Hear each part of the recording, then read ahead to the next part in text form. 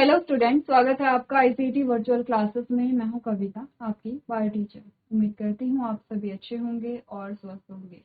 तो क्लास हम डिस्कस कर रहे थे क्वेश्चन पेपर, जिसमें हम 2023 का क्वेश्चन पेपर डिस्कस कर रहे हैं। देख लेते हैं अभी तक कौन कौन से क्वेश्चन हमने डिस्कस कर लिए हैं और कौन से हमारे पास क्वेश्चन आते हैं। चलो, तो हम यहाँ पे बात कर रहे थे क्वेश्चन नंबर 8, 9, 10, 11 एंड 12 हम यहाँ पर डिस्कस कर चुके हैं। क्वेश्चन नंबर 13 जो है, जो आपको होमवर्क में दिया गया था, जिसमें कहा गया था जीन चिकित्सा क्या है, एडेनोसिन डीएमिनेज की कमी का उदाहरण देते हुए समझाइए।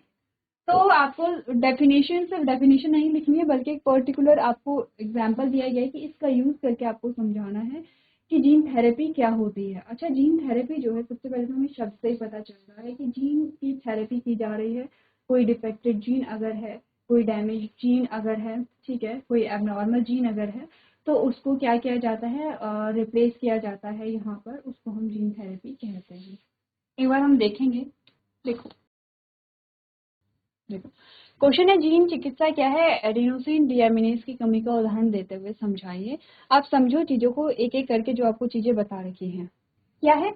Gene therapy is a replacement of a defective or faulty gene with a normal or healthy gene to correct a genetic disorder। ठीक है, क्या कहती है पहली लाइन? पहली लाइन कहती है कि जीन थेरेपी किसी आनुवांशिक विकार को ठीक करने के लिए दोषपूर्ण जीन यानी कि एबनॉर्मल जीन या डिफेक्टेड जीन को स्वस्थ जीन से बदलना है। तो क्या होता है जीन थेरेपी में? हम जीन थेरेपी में वही तो करेंगे, जो एबनॉर्मल जीन होगा, जो डिफेक्टेड जीन होगा, जो खराब जीन होगा, उसको हम रिप्लेस कर देंगे किससे? एक हेल्दी जीन से, जिससे कि जो जेनेटिक डिसऑर्डर है वो ठीक हो सके। ठीक है। अच्छा, ये जो जेनेटिक डिसऑर्डर्स हैं, अगर अर्ली एज में अगर देखा जाए, जैसे कि कई बार ऐसा होता है कि जो एम्ब्रियोनिक डेवलपमेंट के दौरान अगर कुछ चीजें पता चलती है, तो वहां पर भी इसका जो ट्रीटमेंट है वो दिया जाता है। क्लियर है? चलो, डेफिनेशन तो हमें पता चल गई, जो हमारी एक लाइन की थी। नेक्स्ट है एडेनोसिन डीएमिनेज, जिसे शॉर्ट में एडीए कहा जाता है। Deficiency is caused due to the deletion of a ADA gene coding this enzyme. ठीक है, हमने कहा कि जो यहाँ पर एडेनोसिन डीएमिनेज यानी कि एडीए की कमी इस एंजाइम को कोड करने वाले डीएनए जीन के विलोपन के कारण होती है। और इसको ठीक करने के लिए हम क्या क्या करेंगे, ये हमारे पास स्टेप्स आते हैं। चलो, तो हमने कहा कि जो एडीए है यानी कि एडेनोसिन डीएमिनेज है, वो होता क्यों है? Due to deletion of a ADA gene. ADA gene यहाँ पर क्या हो जाता है? डिलीट हो जाता है। तो हमने इसको करेक्ट करने के लिए क्या किया? Lymphocytes are isolated from the blood और bone marrow of the patient and grow in vitro culture. हमने क्या किया है, यहाँ पर जो पेशेंट है उसके लिम्फोसाइट को हमने यहाँ पे ऑब्टेन किया है, लिया है, और उसे आइसोलेट कहाँ से कर रहे हैं हम? ब्लड या बोन मैरो से हम उसे आइसोलेट कर रहे हैं। ठीक है, तो उसके बाद हमने इसे कहाँ कराया है? इन विट्रो कल्चर में ग्रो कराया है, यानी कि एक फेवरेबल कंडीशन में लेबोरेटरी में हम क्या करा रहे हैं? ग्रो करवा रहे हैं।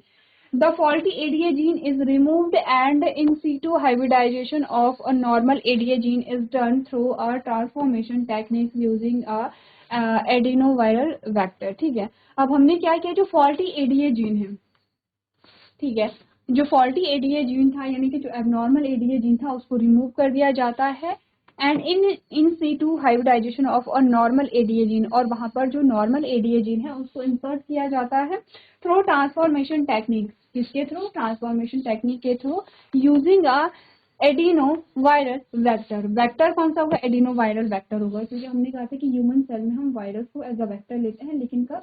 उसे ट्रीट करके, यानी कि जब वो क्या होगा? इनएक्टिव फॉर्म में होगा, तब हम उसका यूज करते हैं। तो पहला जो पॉइंट है वो क्या कहता है? लिम्फोसाइट को रोगी के रक्त या उसकी मज्जा से अलग किया जाता है और इनविट्रो कल्चर में उगाया जाता है। उगाया यानी कि उन्हें कल्चर किया जाता है। दोषपूर्ण एडीए जीन को हटा दिया जाता है और सामान्य एडीए जीन को यथास्थान संकरण एडिनो वायरल वेक्टर का उपयोग करके परिवर्तन तकनीकों के माध्यम से किया जाता है, यानी कि हमने एक्सचेंज कर दिया है। फॉल्टी जीन को हटा करके एक हेल्दी जीन को उसकी जगह पे हमने ऐड कर दिया है। फिर क्या हुआ? द ट्रांसफॉर्म्ड लिम्फोसाइट्स आर, अच्छा ये सारी चीजें होगा नहीं है, अभी इनविट्रो कल्चर में हो रही है। ठीक है, the transformed lymphocytes are subsequently transfer to patient under aseptic condition. तो हमने कहा कि अब हमने क्या किया है, वो जो ट्रांसफॉर्मेंट लिम्फोसाइट थे यानी कि रूपांतरित लिम्फोसाइट को बाद में आपने कहा कि सड़न से रोकने वाली स्थितियों के तहत रोगी में स्थानांतरित किया दिया जाता है। इसका मतलब क्या है कि हम सेफली क्या करेंगे, लिम्फोसाइट को बॉडी पेशेंट की बॉडी के अंदर इंजेक्ट कर देंगे। ठीक है, क्लियर है। नेक्स्ट पॉइंट हमें क्या बता रखा है, since lymphocytes have a limited lifespan of 20 to 30 days, the patient require a repeated infusion of such genetically engineered lymphocyte। अब होगा क्या, हमने कहा क्योंकि लिम्फोसाइट का जो जीवन काल है वो 25 से 30 दिन तक होता है, इसीलिए रोगी को ऐसे आनुवांशिक रूप से इंजीनियर लिम्फोसाइट को बार बार डालने की आवश्यकता पड़ेगी, क्योंकि आपने कहा रोगी जो है वो पेशेंट जो है वो 25 से 30 दिन तक तो ठीक रहेगा, लेकिन जैसे ही लिम्फोसाइट की डेथ हो जाएगी वैसे ही क्या होगा, वो फिर से उसी डिजीज से या उसी बीमारी से पीड़ित हो जाएगा। तो हमें क्या करना पड़ेगा, कंटिन्यूसली यहाँ पर लिम्फोसाइट को बार बार इंजेक्ट कराना पड़ेगा। कौन से, जो मॉडिफाइड लिम्फोसाइट है। However, if the gene is isolated from a bone marrow cells, producing a ADA is introduced at an early embryonic stage, it could be a permanent cure, which is unethical। आपने बोला यहाँ पर क्या होता है, हालांकि यदि एडीए उत्पन्न करने वाली अस्थि मज्जा कोशिकाओं से पृथक जीन को प्रारंभिक भ्रूण अवस्था में पेश किया जाता है तो ये एक स्थायी इलाज हो सकता है जो नैतिक। तो आपने कहा कि अगर हम एम्ब्रियोनिक स्टेजेस में यहाँ पर इसका उपचार करें तो एक परमानेंट इलाज इसका हो सकता है, बट अगर हम क्या करें यहाँ पर जो लिम्फोसाइट है उन्हें ट्रीट करके अगर इंजेक्ट करें तो आपने कहा कि फिक्स इंटरवल के बाद बार बार उन्हें इंजेक्ट करने की आवश्यकता पड़ती है। ठीक है, तो समझ आया क्या होता है जीन थेरेपी और एडीए क्या होता है, यानी कि एडेनोसिन डीएमिनेज डेफिशिएंसी क्या होती है, एक बार आप लोग रीड कर लीजिए। चलो आगे बढ़ते हैं और नेक्स्ट क्वेश्चन देखते हैं। तो देखो ये क्वेश्चन नंबर 13 है, क्वेश्चन नंबर 14 है, यह आपके क्वेश्चन पेपर से ही लिया गया है। अगर आप देखें क्वेश्चन नंबर 14 में क्या पूछा गया, घास परितंत्र में खाद्य जाल को समझाइए, अथवा नेक्स्ट क्वेश्चन है वायु प्रदूषण के प्रमुख कारण बताइए, right major cause of air pollution. तो दो ऑप्शन है, या तो आप ये क्वेश्चन सॉल्व कीजिए या ये कीजिए। तो है explain food web in grassland ecosystem. अच्छा, ये जो सेकंड क्वेश्चन है वायु प्रदूषण के प्रमुख कार्य बताइए, जो एयर पोल्यूशन है उसके आपको क्या बताने हैं, रीजन बताने हैं कि क्या रीजन है एयर पोल्यूशन के। दोनों ही जो क्वेश्चन है अगर आप ये भी सॉल्व करते हैं तो 2 नंबर के, अगर आप ये करते हैं तो भी 2 नंबर का है। ठीक है, ये क्वेश्चन आप खुद करेंगे, इजी क्वेश्चन है। आप लोग यहाँ पर अगर खुद से सोच करके आंसर करेंगे तो आपको और ज्यादा अच्छे आंसर जो है वो यहाँ पे मिलेंगे। घास परितंत्र यानी कि जो फूड वेब है वो क्या होता है, ग्रासलैंड इकोसिस्टम क्या होता है, उसके बारे में एक बार पढ़ लेते हैं। तो आपने कहा कि explain food web in grassland ecosystem, food web को बताना है ग्रासलैंड इकोसिस्टम में, क्योंकि अलग अलग इकोसिस्टम हमारे पास आते हैं। ठीक है, जैसे कि वाटर इकोसिस्टम हमारे पास होगा, तो अगर हमें पूछा जाता explain food web in water ecosystem, यानी कि आपने कहा कि जो यहाँ पर जलीय परितंत्र है वहां पर हमें खाद्य जाल को समझाना है, तो जो फूड वेब हम समझाएंगे वो एक्वेटिक एनिमल्स में समझाएंगे। अब हमें ग्रासलैंड के बारे में पूछा गया है, ग्रासलैंड इकोसिस्टम में पूछा गया है, तो हम ग्रासलैंड में जो जीव होते हैं उनके बीच में जो फूड वेब बनता है उसके बारे में हम बात करेंगे। तो आपने कहा food chain is an ecosystem is defined as the passage of food from one trophic level to next higher trophic level। आपने कहा किसी पारिस्थितिकी तंत्र में खाद्य श्रृंखला को एक पोषी स्तर से अगले उच्च पोषी स्तर तक भोजन के पारित होने के रूप में परिभाषित किया जाता है। फिर से बोलते हैं, food chain in an ecosystem, जो फूड चेन होती है, जो एक खाद्य चेन होती है, ठीक है, उसे एक इकोसिस्टम में कैसे हम डिफाइन करते हैं, is defined as the passage of food from one trophic level to next higher trophic level. Food chain क्या होती है, फूड चेन में हमने कहा कि फूड चेन को हम ऐसे देख सकते हैं जिसमें एक ट्रॉपिक लेवल दूसरे ट्रॉपिक लेवल से कनेक्टेड होगा, संबंधित होगा, किससे, फूड के थ्रू संबंधित होगा। ठीक है, नेक्स्ट है the transfer of food from a trophic level from one trophic level to next trophic level result in the passage of energy through these trophic level. तो आपने कहा भोजन एक पोषी स्तर से अगले पोषी स्तर तक स्थानांतरित करने के परिणाम स्वरूप ऊर्जा इन पोषी स्तरों से होकर गुजरती है। एक्चुअली में जब आपने कहा कि एक पोषी स्तर दूसरे पोषी स्तर पे क्या होता है, डिपेंड होता है अपने फूड के लिए, इट मीन्स कि वहां पर एनर्जी ट्रांसफर होती है, वो एनर्जी के लिए क्या होगा, यहाँ पे डिपेंड होगा। ठीक है, in a grassland food chain the initial organism are grasses. अगर हम बात करेंगे यहाँ पर ग्रासलैंड इकोसिस्टम के बारे में, तो यहाँ पे जो पहला ट्रॉफिक लेवल आप कहेंगे या फिर आप बोलेंगे यहाँ पर जो इनिशियल ऑर्गेनिज्म होंगे, जो प्राइमरी जीव होंगे, वो ग्रास यहाँ पर होगी जो कि ऑटोट्रॉफ होते हैं। ठीक है, दे आर प्रोड्यूसर्स। ठीक है, तो प्रोड्यूसर्स, क्योंकि ऑटोट्रॉफ को हम क्या कहते हैं, प्रोड्यूसर्स कहते हैं, जो प्रोड्यूस करते हैं। बाकी ग्रास के अलावा बाकी सारे जो जीव है वो कंज्यूमर होंगे, कोई प्राइमरी कंज्यूमर है, कोई सेकेंडरी कंज्यूमर है, कोई टर्शरी कंज्यूमर है। अब हमें कैसे पता चलेगा कोई प्राइमरी है या सेकेंडरी है? देखो, हमने कहा यहाँ पे फूड चेन क्या होती है, हमने कहा यह है वन।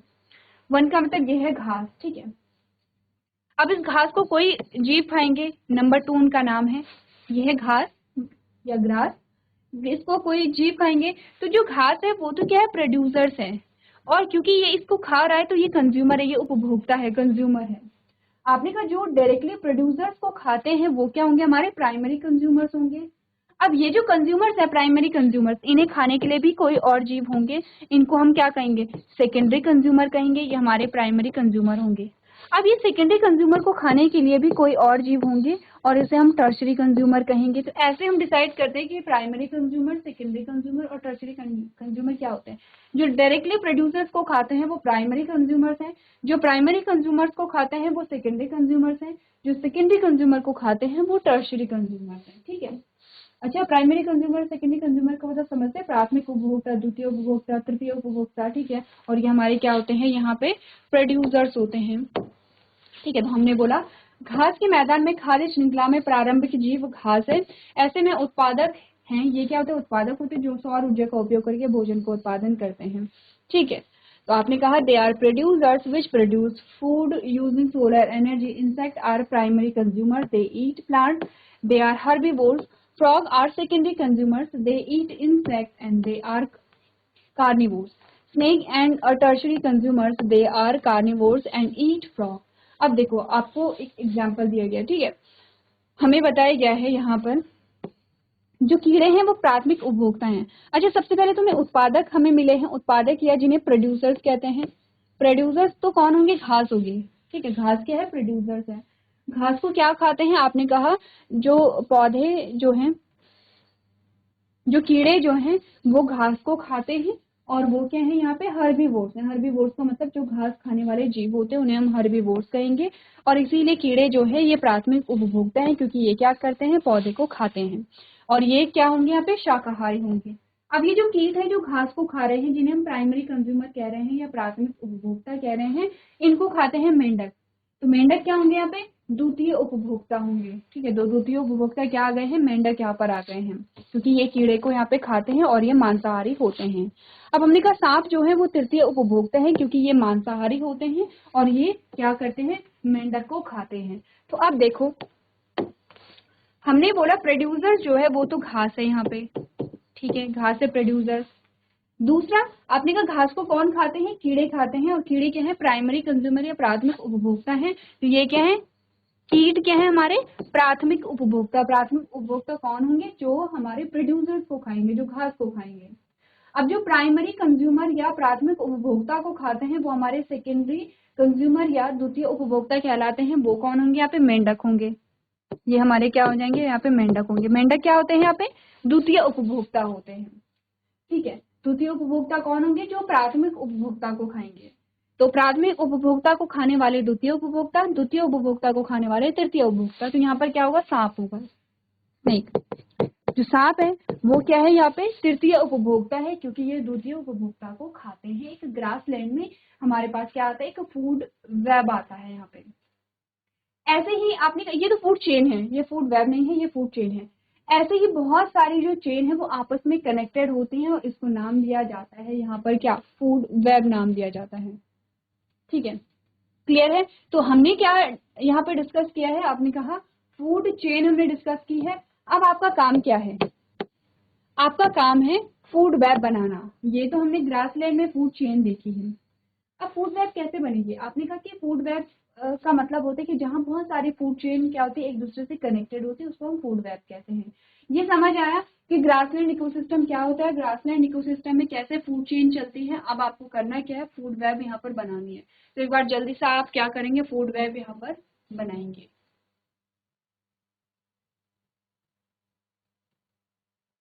चलिए, आगे बढ़ते हैं और हमारे पास नेक्स्ट क्वेश्चन आएगा, क्वेश्चन नंबर 15। ठीक है, क्वेश्चन नंबर 15 क्या है? जैव विविधता क्या है? जैव विविधता संरक्षण की किन्हीं दो विधियों के नाम लिखिए। ठीक है, हमें बताना क्या है? What is biodiversity, give the name of any two methods of biodiversity conservation. Easy question है, अच्छा क्वेश्चन हमारे पास यहाँ पर आया है। अच्छा अच्छा, इसका और में जो क्वेश्चन है वो आपको होमवर्क में करना है, ये तो पता है। इसके और में जो क्वेश्चन है ये आपको खुद से करना है, जिसमें आपको एयर पोल्यूशन के बारे में बताना है। क्वेश्चन नंबर 15 ये है, जिसमें कहा गया what is biodiversity, give the name of any two methods of biodiversity conservation. ठीक है, सबसे पहले क्या है बायोडाइवर्सिटी? उसके नाम में ही उसका जो अर्थ है वो पता है कि बायोडाइवर्सिटी यानी कि जो लिविंग ऑर्गेनिज्म में जो वेराइटी आपको दिख रही है, जो डिफरेंट फॉर्म्स आपको मिल रही है, वही आपकी बायोडाइवर्सिटी होती है। जैव विविधता यानी कि जीवन में जो विविधता है, जीवन के डिफरेंट लाइफ के जो डिफरेंट फॉर्म्स आपके पास आते हैं, वही आपकी जैव विविधता है। चाहे आप प्लांट्स के बारे में बात करें, आप एनिमल्स के बारे में बात करें, माइक्रो ऑर्गेनिज्म के बारे में बात करें। ठीक है, आपने कहा biodiversity conservation is the protection and management of biodiversity to obtain a resources for sustainable development. ठीक है, अच्छा यहाँ पर जो डेफिनेशन है वो नोट नहीं की गई है, सीधे हमने क्या लिखा है? जैव विविधता के संरक्षण की बात हमने की है, क्योंकि जैव विविधता क्या है ये हम समझते हैं। हमने कहा जैव विविधता क्या है? डिफरेंट फॉर्म्स ऑफ लाइफ, जीवन की जो अलग अलग फॉर्म्स होती हैं, जीवन के जो अलग अलग रूप हैं, या हमें जो विविधता देखने को मिल रही है, उसको हम जैव विविधता कहते हैं। ठीक है, अब हमने कहा जो बायोडाइवर्सिटी कंजर्वेशन है वो क्या है? आपने कहा बायोडाइवर्सिटी कंजर्वेशन जो है या जैव विविधता संरक्षण जो है वो एक प्रोसेस है प्रोटेक्शन और मैनेजमेंट की, जिससे कि हम क्या कर सकें, जो जीवन है, जो लाइफ के जो डिफरेंट फॉर्म्स हैं उन्हें बचा सकें, उन्हें संरक्षित रख सकें। तो इसमें हमने कहा सबसे पहले in situ and ex situ are two different ways of biodiversity conservation. दो तरीके हमारे पास आते हैं, इन सीटू कंजर्वेशन और एक्स सीटू कंजर्वेशन। क्या क्या होता है इनमें? in situ conservation, in situ conservation में क्या है? when we conserve and protect the whole ecosystem, its biodiversity at all level is protected, we save the entire forest to save the tiger. This approach is called in situ on site conservation. example है biosphere reserve, national park and biodiversity hotspot। देखो इन situ conservation क्या होता है, इसको आप ऐसे relate कर सकते हैं, इन सीटू और एक्स सीटू में कंफ्यूजन होगा, हम इसे ऐसे रिलेट कर सकते हैं। इन सीटू का मतलब होता है जैसे आप रिलेट करेंगे इन सीटू में हम क्या करें, जो ऑर्गेनिज्म है उनके उनको उनके नेचुरल हैबिटेट में ही कंजर्व कर रहे हैं। जैसे कि एग्जांपल के जो बायोस्फीयर रिजर्व हमारे पास आते हैं। अब आपने कहा जो बायोस्फीयर रिजर्व है, जो वाइल्ड लाइफ सेंचुरीज हैं, जो नेशनल पार्क हैं, वो भी इनमें पाए जाते हैं। तो आपने कहा जैसे बायोस्फीयर रिजर्व है, नेशनल पार्क है या बायोडाइवर्सिटी हॉटस्पॉट है, यहाँ पर हम ऐसे नहीं करेंगे कि जीवों को लेकर के आएंगे, एनिमल को लेकर के आएंगे और किसी एक पर्टिकुलर स्पेस में उन्हें जमा करेंगे, इकट्ठा करेंगे और वहीं पर उन्हें कंजर्व करेंगे। ठीक है, ये तो जू हो गया है। हम क्या करते हैं इसके उलट, हम जो जीव हैं उनको उनके नेचुरल हैबिटेट में ही संरक्षित रखते हैं, यानी कि उनको उनके घर में ही रहना है, कहीं बाहर नहीं जाना है। इन सीटू से आप रिलेट कर सकते हैं कि अपने घर में ही रहना है, कहीं बाहर नहीं जाना है। अपने घर में रहने का मतलब है कि नेचुरल हैबिटेट है। नेचुरल हैबिटेट कहाँ होगा जीवों का? आपने कहा जंगल में होगा, फॉरेस्ट में होगा। तो अगर हम क्या कर रहे हैं, जीवों का जो संरक्षण है उनके घर में ही, उनके हैबिटेट में कर रहे हैं, तो इसमें हम पूरे इकोसिस्टम को कंजर्व कर रहे हैं। अब हमने कहा कि हमने जंगल पूरे के पूरे जंगल ही संरक्षित कर दिए हैं कि यहाँ पर शिकार करना क्या है, निषेध है। यहाँ पर आप पेड़ों की कटाई नहीं कर सकते हैं, यहाँ पर आप खेती नहीं कर सकते, कंस्ट्रक्शन आप नहीं कर सकते हैं, आप यहाँ पे हंटिंग नहीं कर सकते हैं। अब जब हम ये सारे जो रूल्स है वो यहाँ पर क्या करेंगे, अप्लाई करेंगे, तो पूरा का पूरा इकोसिस्टम यहाँ पे क्या होगा, प्रोटेक्ट होगा और संरक्षित रहेगा। तो पहला तो हमारे पास ये उपाय है। दूसरा एक्स सीटू कंजर्वेशन, इसमें क्या है, when there are a situation where animal और प्लांट इज एंडेंजर्ड और threatened and needs urgent measures to save it from extinction, ex situ or off-site conservation is a desirable approach. Example है zoological parks, botanical garden and wildlife safaris। तो आपने बोला यदि कुछ ऐसे जीव होते हैं, चाहे वो कुछ ऐसे स्पीशीज होती है, चाहे वो प्लांट स्पीशीज हो या एनिमल स्पीशीज हो सकता है कि वो बहुत यहाँ पर क्या है, उसकी जो कंडीशन है वो अलग अलग, जैसे हमने रेड डाटा बुक में अलग अलग क्या देखे थे, यहाँ पे ग्रुप्स देखे थे, उनकी सिचुएशन कैसी है, उनका यहाँ पर एक्सटिंक्ट होने का खतरा कितना है, उसके बेसिस पे हमने ग्रुप बनाए थे। आपने कहा हो सकता है कि वो क्या हो, यहाँ पर एंडेंजर्ड कंडीशन में हो, या अलग अलग ग्रुप में आप उसे रख सकते हैं। इन शॉर्ट हमने कहा कि हो सकता है कि कोई प्लांट या कोई एनिमल स्पीशीज है जिसके विलुप्त होने का खतरा बहुत ज़्यादा हो। अब उसे अर्जेंट वहाँ पे क्या चाहिए, आपने कहा कि जो प्रोटेक्शन है, ठीक है, यहाँ पर जो संरक्षण है वो यहाँ पर चाहिए। तो उसके लिए आप क्या करेंगे, तो उसे क्या है, इमीडिएट कंजर्वेशन की आवश्यकता है। ऐसे में हम उन्हें क्या करेंगे, एक्सीटू कंजर्वेशन देंगे, यानी कि हम उन्हें एक ऐसा इन्वायरमेंट देंगे, आर्टिफिशियल हैबिटाट देंगे जिसमें सारी जो कंडीशन है वो उनके अकॉर्डिंग हो, उन्हें फेवरेबल कंडीशन दी जाएगी, जैसे जूलॉजिकल पार्क होते हैं या बोटेनिकल गार्डन होते हैं, और वहां पर उन्हें कंजर्व किया जाता है। तो दो तरीके यहाँ पर हमारे पास आते हैं, एक्सीटू कंजर्वेशन और इनसीटू कंजर्वेशन। एक बार आप लोग देख लेंगे, ठीक है। अच्छा, आपसे क्वेश्चन में क्या पूछे गए हैं, दो क्वेश्चन पूछे गए हैं। पहले बायोडाइवर्सिटी की डेफिनेशन पूछी गई है और बायोडाइवर्सिटी को सेफ या उन्हें कंजर्व रखने के लिए दो मेथड पूछे गए हैं। तो आंसर में क्या करना है, दोनों करने हैं। पहले आप क्या करेंगे, डेफिनेशन लिख लेंगे, बहुत ज्यादा नहीं लिखने, एक डेफिनेशन लिखनी है और दो तरीके आप लिख लेंगे, इन सीटू और एक्स-टू कंजर्वेशन, ठीक है। चलो चलिए, क्लियर है, आगे बढ़े। क्वेश्चन नंबर 15 हो गया है। क्वेश्चन नंबर 16 देखिए। क्वेश्चन नंबर 16 में कहा गया हिमखंडों पर वैश्विक उष्णता के प्रभावों का उल्लेख कीजिए, यानी कि क्वेश्चन में क्या पूछा गया है, right the effect of global warming on a glacier. अच्छा, ये क्वेश्चन भी जो आपका है एक जर्नल क्वेश्चन आपके पास आता है। इस टॉपिक के बारे में आपने अलग अलग सब्जेक्ट में पढ़ा होगा, ये क्वेश्चन में आप खुद से करेंगे। आपको बताने के जो ग्लेशियर्स हैं उन पे ग्लोबल वार्मिंग का क्या प्रभाव पड़ रहा है, 2 नंबर का आपका क्वेश्चन है, ठीक है। तो आप लोग इस टॉपिक को अच्छे से करके लेके आएंगे। क्वेश्चन नंबर 17 पे आ जाएंगे। क्वेश्चन नंबर 17 अगेन 2 नंबर का आपके पास आता है। क्वेश्चन में किन्हीं दो पर संक्षिप्त टिप्पणी लिखिए, इनके right short notes on any two of the following. आपको 3 ऑप्शन दिए गए हैं, 3 ऑप्शन में से आपको 2 ऑप्शन पे क्या करना है, यहाँ पर शॉर्ट नोट लिखना है। 2 नंबर का है, क्योंकि आपको क्या करने हैं यहाँ पे सेलेक्ट करने हैं। या तो आप फर्स्ट एंड सेकंड करेंगे, या आप फर्स्ट एंड थर्ड करेंगे, या आप सेकंड एंड थर्ड करेंगे, ठीक है। आप कोई भी इनमें से 2 पर आपको क्या करनी है, यहाँ पे टिप्पणी लिखनी है। तो पहला जो सेगमेंट है वो है प्लास्टिक वेस्ट, यानी कि अपशिष्ट, जो प्लास्टिक अपशिष्ट होते हैं उन पे आपको शॉर्ट नोट लिखना है। दूसरा ऑप्शन है फॉरेस्टेशन, यानी कि वनीकरण पर आपको क्या लिखना है, शॉर्ट नोट लिखना है। तीसरा है बायो मैग्निफिकेशन, यानी कि जैव आवर्धन, इस पे आपको शॉर्ट नोट लिखना है। अगेन आपके पास एक जनरल टॉपिक आया है और इस क्वेश्चन का आंसर आप खुद कर सकते हैं, आप लोग इसे घर से करके लेकर के आएंगे, ठीक है। एक एक नंबर का यहाँ पर क्या होगा, जो आप शॉर्ट नोट लिखेंगे वो एक एक नंबर के लिए होगा, तो बहुत ज्यादा नहीं लिखना है, ये क्वेश्चन पेपर के लिए है। जैसे आपने 1+1 बता रखा है, आपको किन्हीं 2 पे संक्षिप्त टिप्पणी लिखनी है, ठीक है। तो आप एक एक नंबर के हिसाब से लिखेंगे। यहाँ पे जो डेफिनेशन है वो कंप्लीट कर लेनी है, ऐसा नहीं कि आपने आधा ही छोड़ दिया है कम लिखने के पर्पज से। तो पूरा आपको क्या डेफिनेशन पूरी लिखनी है, लेकिन बहुत ज्यादा इलाबोरेट नहीं करना है।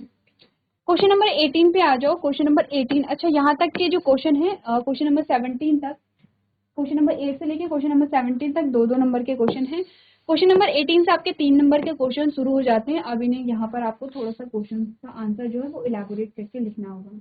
क्वेश्चन नंबर 18 है, कृषि के क्षेत्र में जैव प्रौद्योगिकी के 3 अनुप्रयोगों का उल्लेख कीजिए, यानी कि right any 3 applications of bio technology in the area of agriculture. Agriculture में बायोटेक्नोलॉजी के 3 एप्लीकेशन बतानी है। या परजीवी जंतु क्या है, परजीवी जंतु का महत्व का उदाहरण दीजिए, ठीक है। तो what are transgenic animals, give importance and example of transgenic animal. तो या तो ये क्वेश्चन सॉल्व करना है या ये क्वेश्चन सॉल्व करना है। ये आपके दोनों क्वेश्चन होमवर्क में हैं, एक बार आप लोग इन्हें घर से देख करके लेके आएंगे, पढ़ के लेकर के आएंगे। तो आज के सेशन में हम इतना ही करेंगे। अभी तक क्लास में बने रहने के लिए आपका धन्यवाद।